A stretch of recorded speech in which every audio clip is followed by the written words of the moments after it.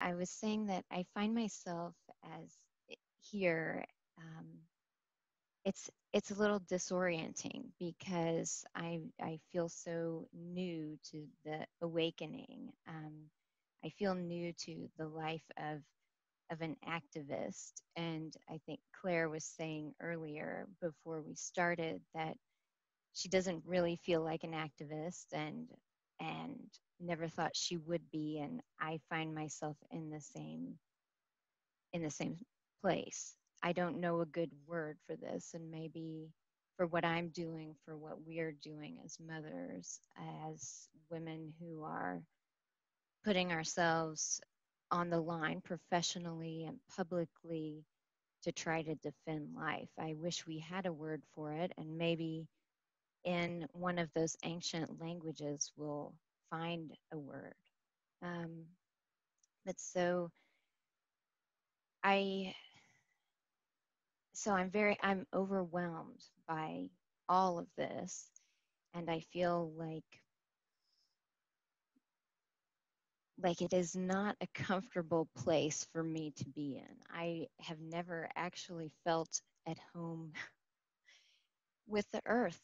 And it sounds so silly, but I have a brown thumb. I don't exactly like to sweat. I prefer to have conversations with people about old books. And so during this time when we so desperately need to be rooted, I find myself sort of spinning in the air and grasping for something to hold on to, because all of the ideas that I've cherished, that I feel have come sort of in a detached way from the air. And I'm an Aquarius. uh, it, I'm really having to question all of those. And so I just bring that to you all as friends, as people who understand the suffering that we're going through right now. I just to say that it is very disorienting, um, and it's scary to me. It's scary to me to try to find that rootedness, but we have to do it. And I think that part of our struggle is really to embrace the unknown and the uncertainty without trying to impose a system on it. So I have a couple of things that I wrote down because it makes me feel more tied to reality to write. But so I'll read a little bit about this, and then I want to make a few statements about, uh, some of the practical things that we're seeing going on. So I wanted to share with you that I I had a very dramatic realization of the evil that we're facing. It felt like a vision. It felt like an activation. I heard people at the university talking about children, about people in our community as commodities. They didn't use that language in particular, but they were talking about education, which I think is a form of conversion to the good. It is a soul craft. It's a turning toward things that are much bigger than ourselves.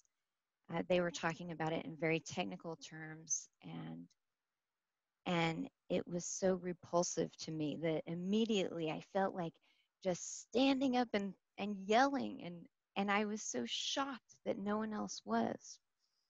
So thinking about that situation,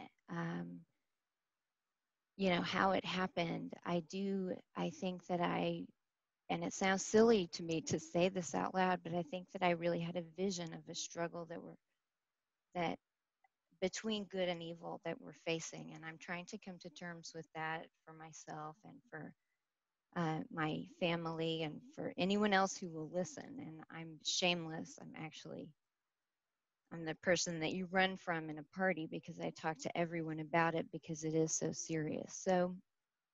Um, so I'll just read this. Never in my wildest dreams would I have imagined that I'd be here in front of a laptop screen and with a speaker in my ear, offering my reflections on a worldwide existential crisis.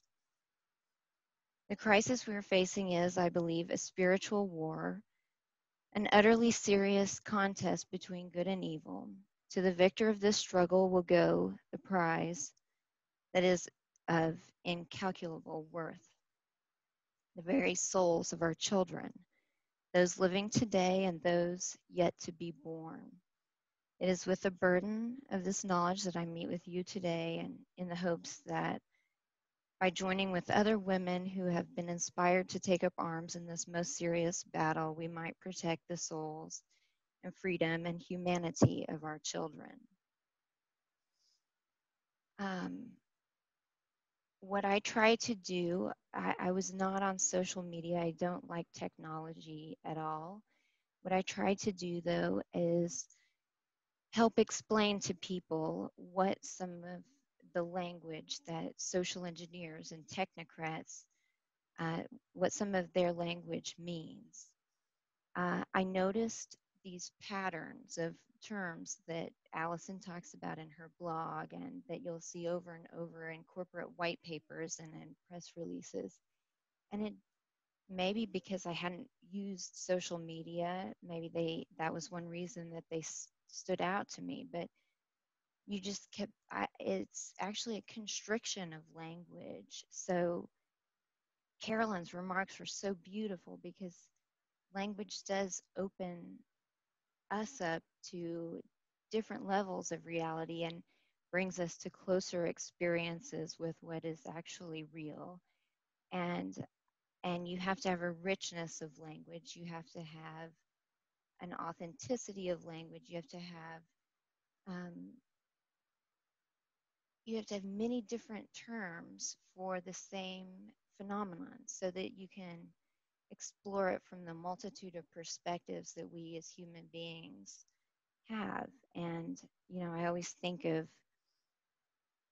St. Thomas Aquinas, who was once reflecting on why we have different races of people in the world. And his answer was, well, there is no single race or type of human being would be adequate to reflect the beauty and truth of God. And I think that is absolutely true. We need we need many perspectives, and language helps us to have that. So um, so I started to notice these repetitions and constrictions in language, and what I try to do is explain what these nice sounding words really mean. Things like community engagement, things like sustainability, things like equity, things that we would all probably love to see more of if uh, if they meant what we interpret them to mean.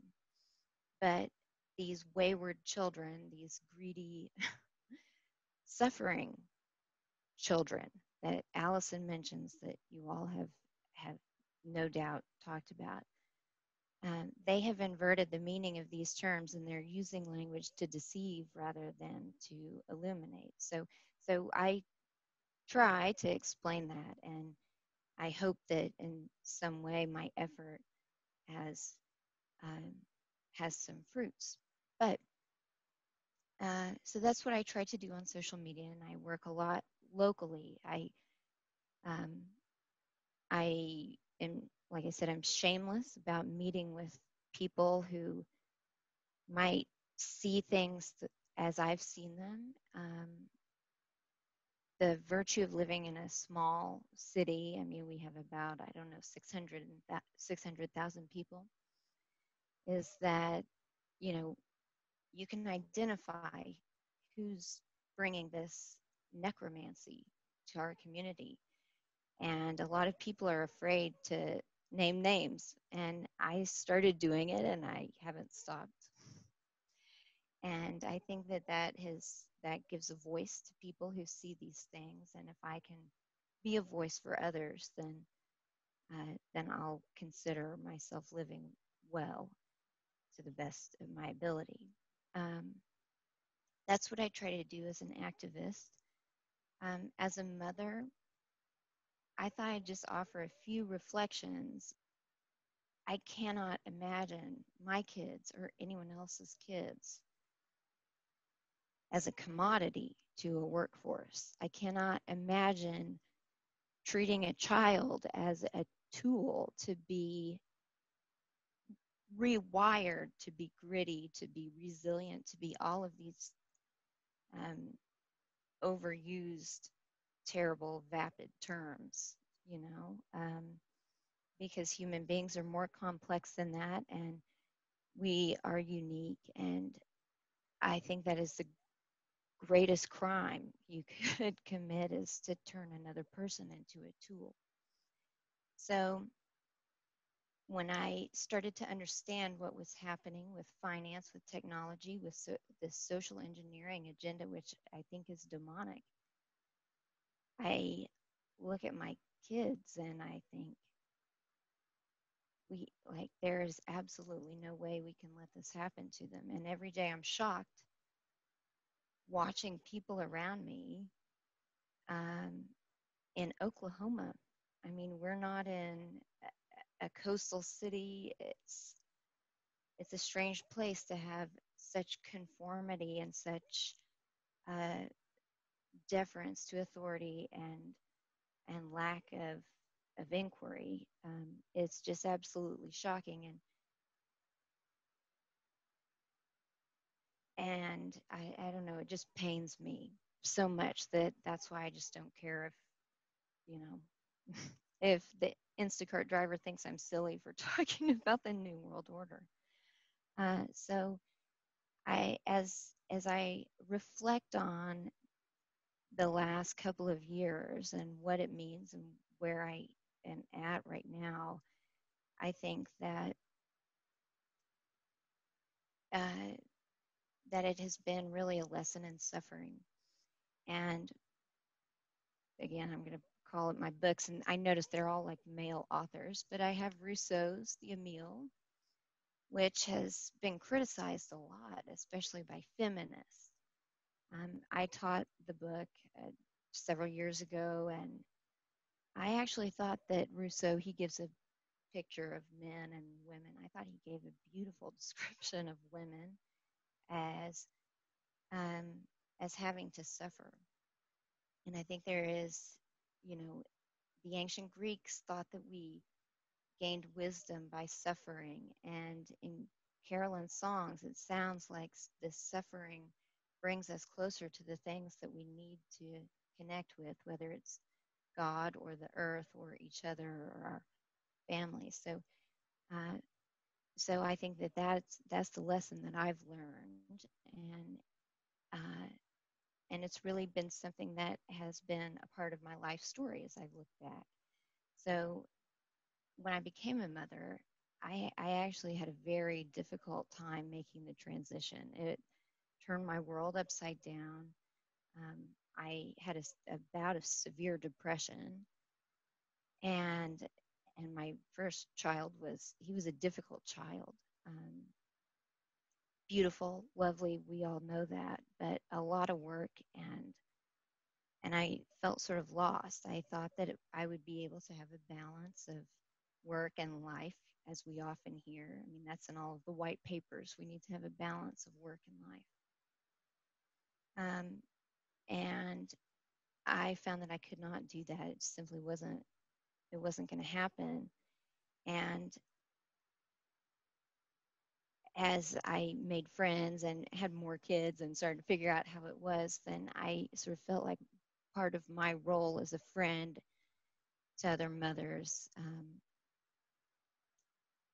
was to be honest about how difficult it is to have someone depend on you and to have to change yourself um, and your expectations for your life to love another. So I had to give up on the idea of a work-life balance. And I discovered that my idea of what balance looked like, that was actually fundamentally flawed. I needed a new concept of balance, and that is to understand that our existential struggle, our struggle for life, and to articulate the questions of our existence that unite us to each other.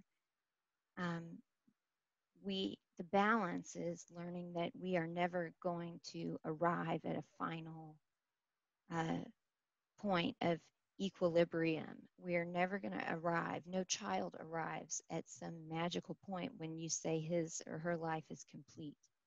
As a mother, you have to adapt to so many different stages of life. And for me, that was a very powerful insight to recognize that, I was always trying to, with my first really, I was trying to get to a point of equilibrium where he could exist and I could exist in a nice, tidy order. And I had to let go of that idea and to recognize that we have to be radically open to what life, what reality throws at us. So that's what I think is really, I think there's something encountering this dark force that we're dealing with. I think that's part of the answer lies in our willingness to suffer and to let go of any kind of idea about organizing, categorizing, labeling, anything that that collapses that existential struggle, that struggle for life. We have to learn to be very open and comfortable with the tension.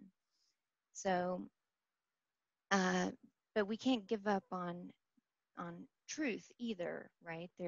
So we have to be comfortable with flux, but realize that there is a certain truth. And I'll wrap this up. I know I'm probably short on time, but here's another little book that, on population. The third essay by Frederick Osborne in here, it was written in 1960. It talks about population control, and it's the longest essay in this book. And as I was reading it a while ago, I came across Osborne's, he has a little discussion about public health. And he says, public health is also a natural framework on which to build an awareness of the advantages of smaller families. There is no form of human society in which mothers do not care about the welfare of their children. Higher ideals of childcare, of sanitation and nutrition are among the first requirements of a campaign of public health. As these ideals are generally accepted, the large family becomes increasingly a recognizable handicap, while at the same time more of the children survive and large families are no longer necessary for the continuation of the family line.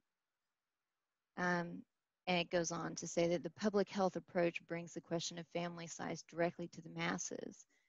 And even illiterate women can learn to understand that too many children limit her ability to care for any of them properly.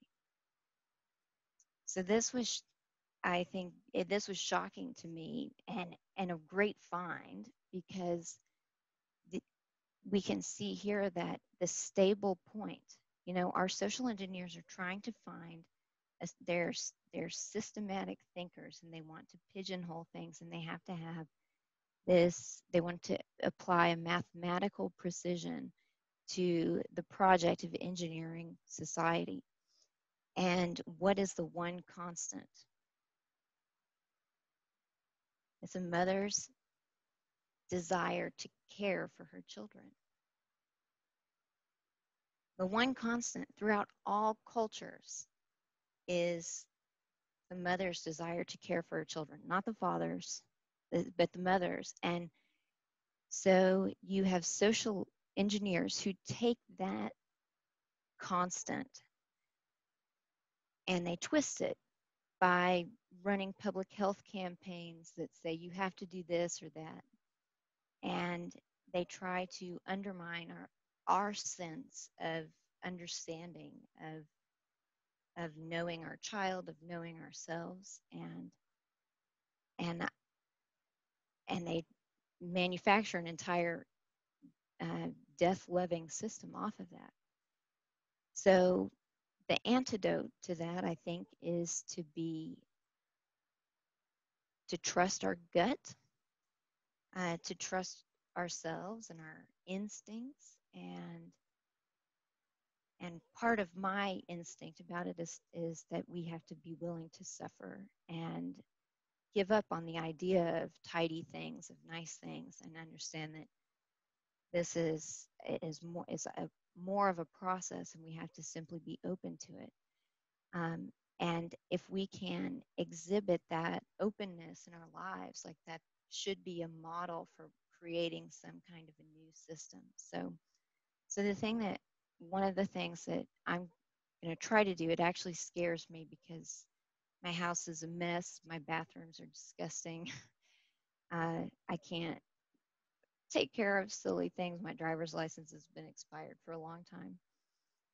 But how do we open ourselves in love to others? And what Tony and I have decided to do is, we're going to start just having a regular soup supper, and we're going to open it to everyone. I'm even going to post it on Facebook, not worried about if mean people are going to come. We're just going to be radically and totally open to suffering, to the insights that others can give us, and I don't know if that will help, but I think, what can we do? We can't fight them on their terms. We have to fight on our own. And the opposite of the culture of death that we're seeing is to embrace it all. So anyway, for what it's worth, that's what we're dealing with here. And I hope I didn't talk too long.